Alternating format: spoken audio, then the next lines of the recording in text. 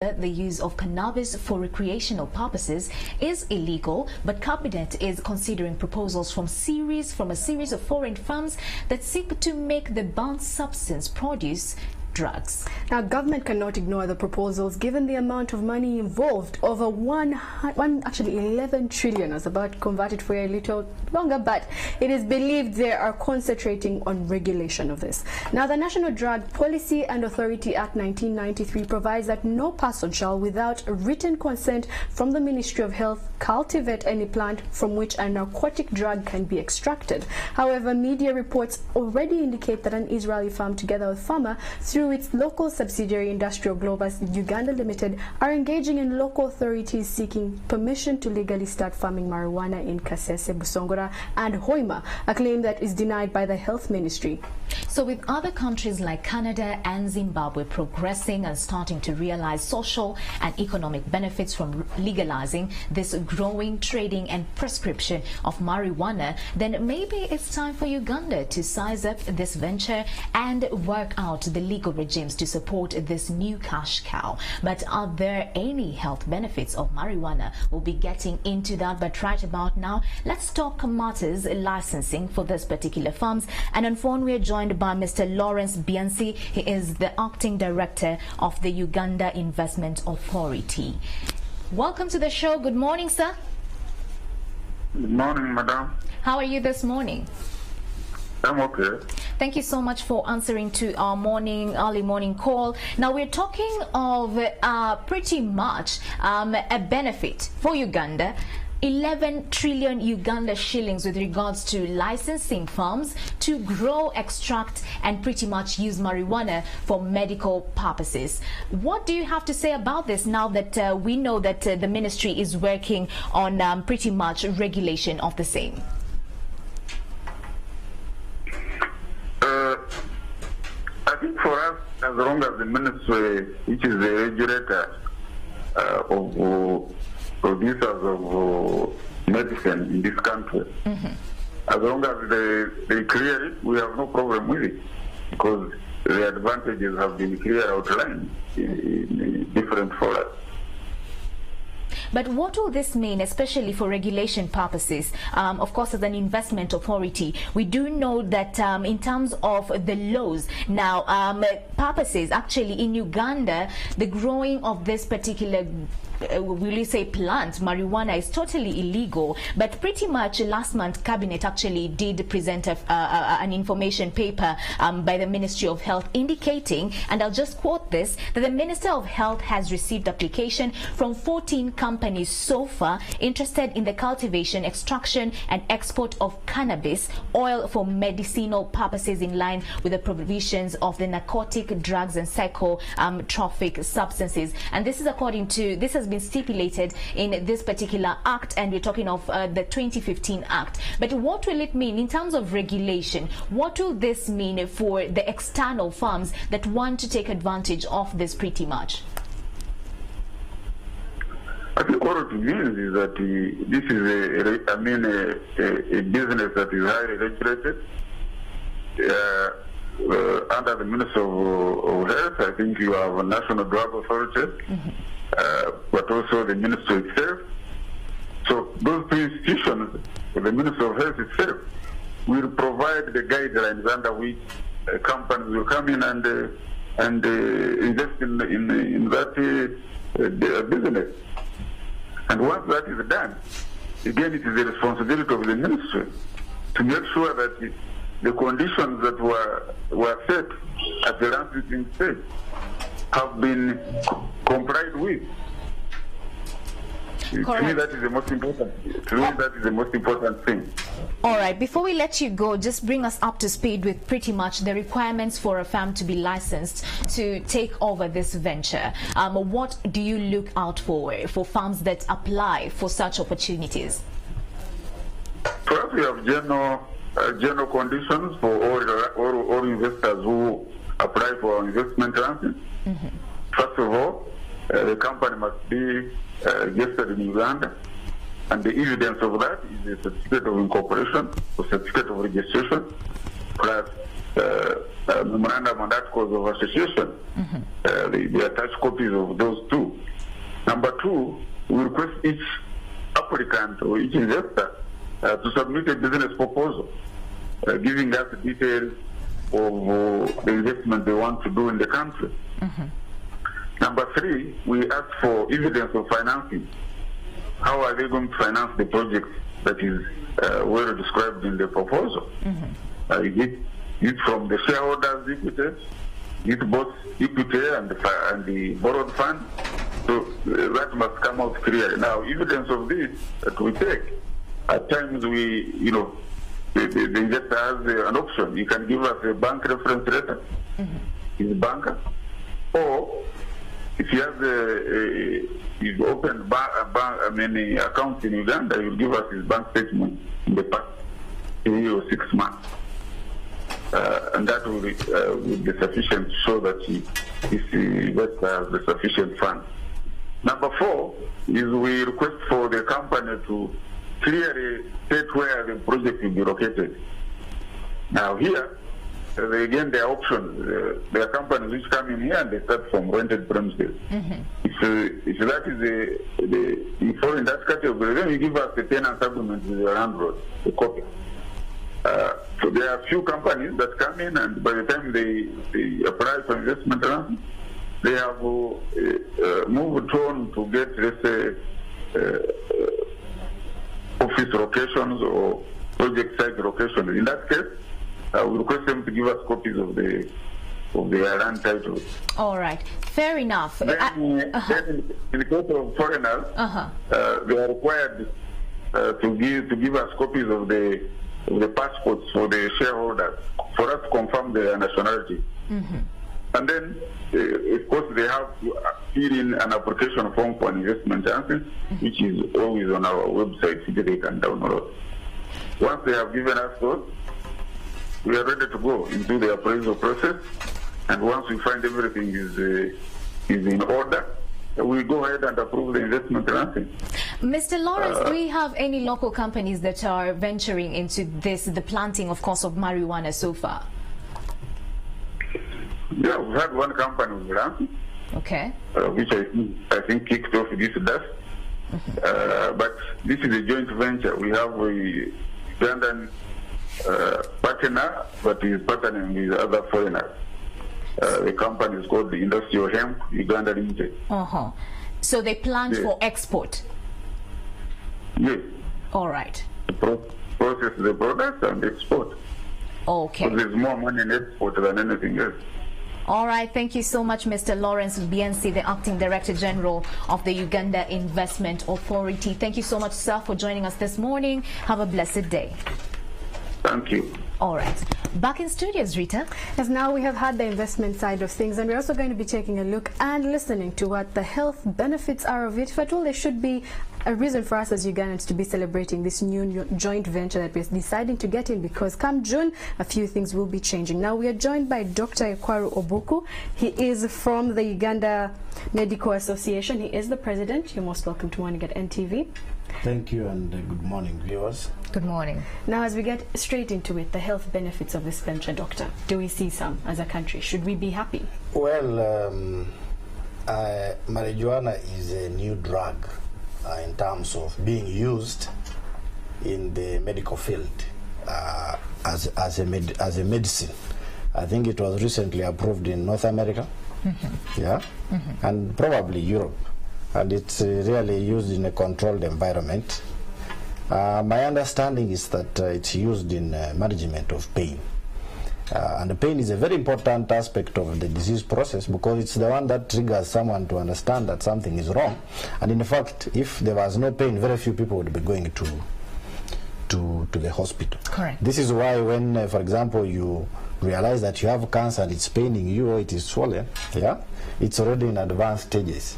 And this is where now palliative care comes in, and you need pain. There are similar drugs in this category, which are actually called dangerous drugs of addiction, and old terminology, such as pethidine, such as morphine, and even certain contraband like cocaine can be very useful in managing pain. All right. However, they can also be disadvantageous in that they can cause addiction. But then, Doctor, as you mentioned, the bit of morphine and opium, they're all being helped when it comes to pain for those who are suffering from cancer. And at this point in time within the world, we're struggling with a lot of cases of cancer claiming a number of people's lives. And marijuana has been linked as to one of the places that, one of the drugs that could help with this. With this, and it may be cheaper. It might be cheaper and so on and so forth. The only contradiction that I see here is that is the laws. The laws are not yet in place. And of course the legitimacy. So legally you can grow it maybe if they change it, but the legitimacy, because you are telling the rural farmer that it's not okay for you to grow. You're telling the youth that it's not okay for you to use it, but the government can grow it. It has high economic value, so I see a struggle in terms of the legitimacy. The people are going to grow it and say, after all, government is growing it, and find a way of marketing it. We also have a growing drug problem in the country, so among the youth. So we have to be cautious in how we regulate this. And I don't know if Uganda has the mechanism to really control this very special substance. Yes. However, the economic value is amazing. Is appetizing. Yes. What we want to see is something akin to the road license. If you're collecting money from road license, don't take it elsewhere, put it on the road. So if you're collecting money from this marijuana, then put it back into the health sector, control drug business and so on, you know, drug abuse and kind of thing. It should go to Putabika and so on. So we should see it prioritized in the area in which it is actually accruing a benefit. Okay. That's my understanding. Speaking of matters, you know, regulation and policies, let's take a listen to what the State Minister of Agriculture had to say with regards to the policies with this venture. Stop going to conferences and discuss and talking everything end there. Let Africa, especially this region, will start investing money for money. You invest where you get the most dividend on the continent. If we invest in this sector, what are we trying to do? Is to produce raw materials for our industries. The government is in the process of legalizing the investment into those enterprises. The Ministry of Health, the Ministry of Agriculture, and of course Internal Affairs said wait until we sort out the legalities, because the production of those crops was made illegal by colonial governments, and that is the law as we talk. And therefore there is nowhere you can invest your money in illegality. You have told them, you wait, we are working on the policy and the... You know, Doctor, I want you to make us understand what are the negative effects of marijuana, just in case this, you know, becomes a venture that government is interested in. We're talking about 11 trillion Uganda shilling that is stand to pretty much benefit from. So just in case, for government to understand how dire this is, for them to get regulations right, what are the negative side effects of marijuana if we have a lot of the youth, you know, pretty much abusing it, now that if at all government says that it's okay, we can grow it, you know, we can grow it for medicinal purposes. What is this other side of the coin to it? I think you ask a very pertinent question, looking at what the undesired outcomes. But you know, it's not any different from alcohol. You know, if you go to Karamoja, people, if you look at statistics from UBOS and, you know, all these NGOs, they say Karamoja is very poor. Yeah, correct. Karamoja is the poorest, 65% poverty, etc. But I can tell you, the per capita consumption of alcohol in Karamoja quadrupled when they introduced that small pack, the sachet of 500 shillings. People are able to do anything, get 500 shillings, and be able to drink. So, in my view, there could be a lost generation in Karamoja because of that product, the small sachet. But the economic returns for the alcohol companies, and these are cottage industries here in Kawempe, you know, dollar gain and so on, and the returns to the tax pass to URA were very high. So government has to strike a balance, see to it that yes, they will control this for I think, a period of time, but there will be leakages, and they just have to manage the leakages, and that money should be reinvested in managing the adverse effects, such as, the one we are seeing on screen. Put it in Butabika. The youth now are really, and Uganda, I've been reading the news, and probably you have too, that Uganda is a hub, a transit hub for drugs. So let's not fall into that trap. However, we should also not fear to invest. Investment has risks and opportunities. I think it's an opportunity. In any case, when we look at 11 trillion, I don't know whether it's per year or what, but it looks like it's going to replace coffee and that kind of thing. And we just have to be careful not to fall into the trap of Afghanistan. They are growing opium, and it replaces the food items.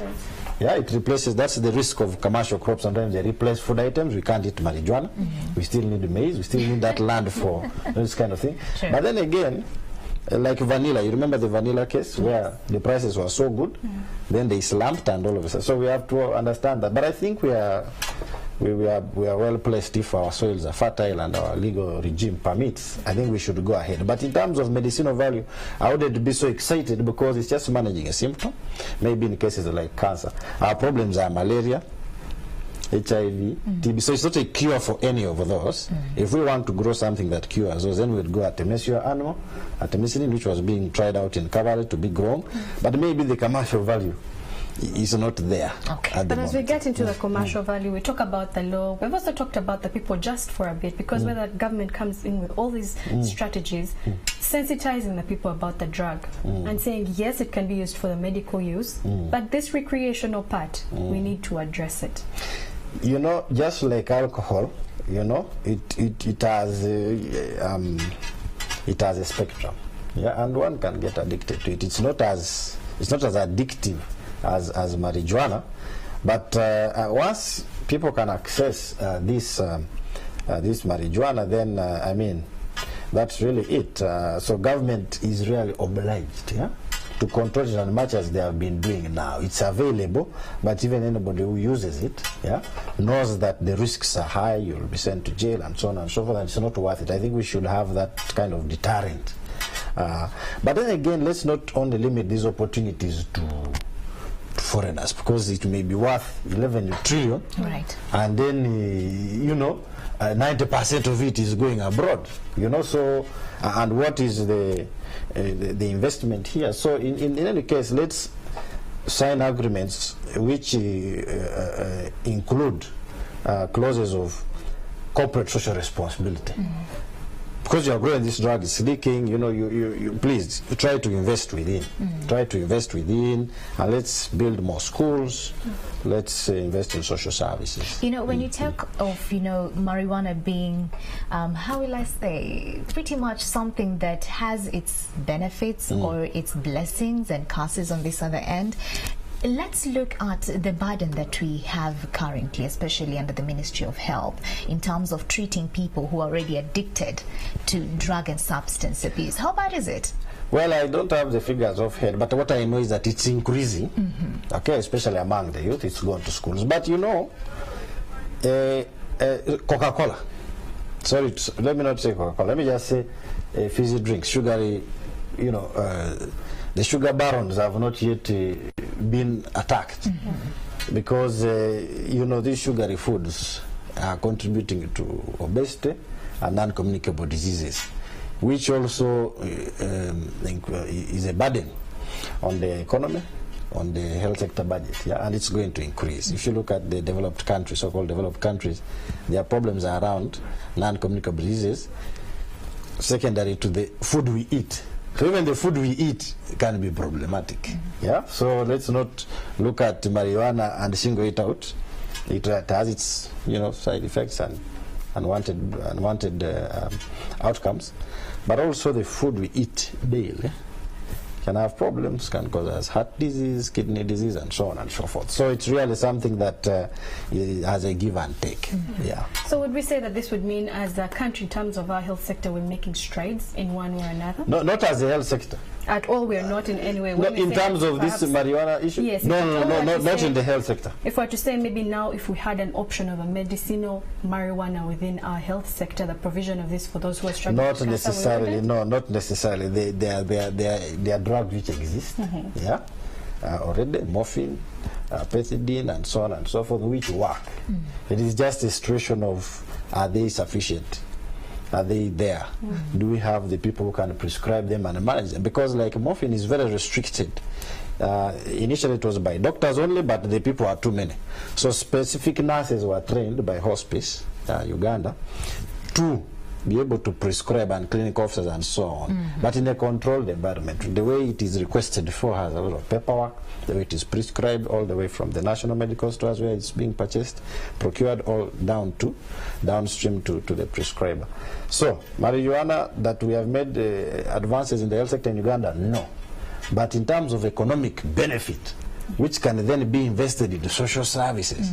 Now that is something that... But Doctor, there's been this debate of, okay, fine, maybe it could be marijuana is a better option in terms of the health space because it's administration pretty much, and you look at, you know, how from where it's grown to how it's extracted and stuff like that, it still somewhat maintains its natural form compared to this other drugs that we have as painkillers, so to speak, which are synthetic. So people are saying that, you know what, we'd rather go with the more natural remedy compared to the synthetic ones, don't you think? Well, that is a debate of splitting hairs. You know, looking at the global view, really, you are managing one aspect of the disease, which is pain, which is very important, but there's already a menu of options. Yeah. And therefore the benefit is more towards the economic benefit for Uganda than the health benefit. Than necessarily the health benefit. After all, you can see the priority is to grow it for abroad, to get money and probably buy the Panadol, which is cheap and which is missing. Do you foresee us getting into a conversation like the one we've been having on the growing of tobacco, especially with the local farmers who will say that this time round maybe growing marijuana will have more economic benefits to me as a local farmer? Do you think we're going to get to that point where there's that push and pull in comparison to what we've been seeing with regards to tobacco growing? Well, Mary, you see, tobacco growing has been associated with, not tobacco growing, but, tobacco growing has its undesired outcome, such that farmers replace food crops with tobacco, so that they can, they can get money. It is more profitable per acreage of land.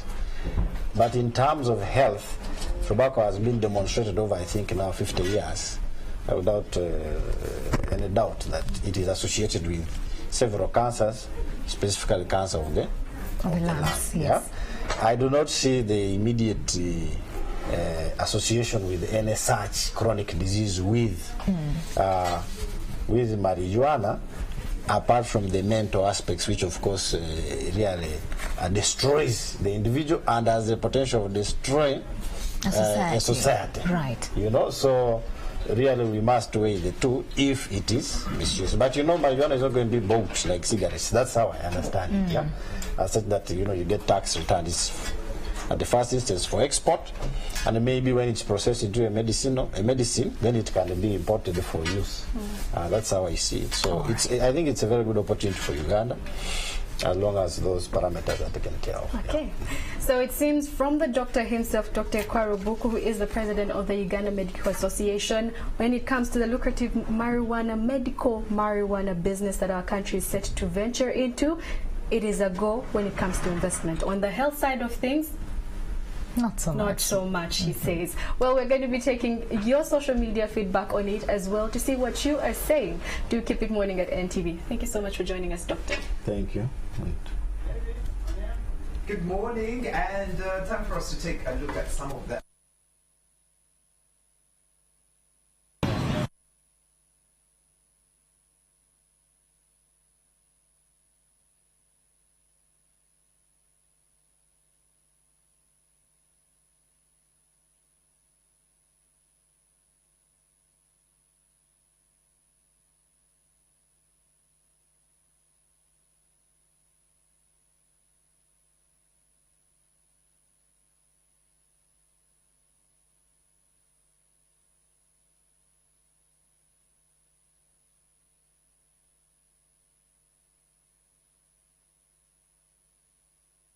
is. That's according to Mugisha Medi.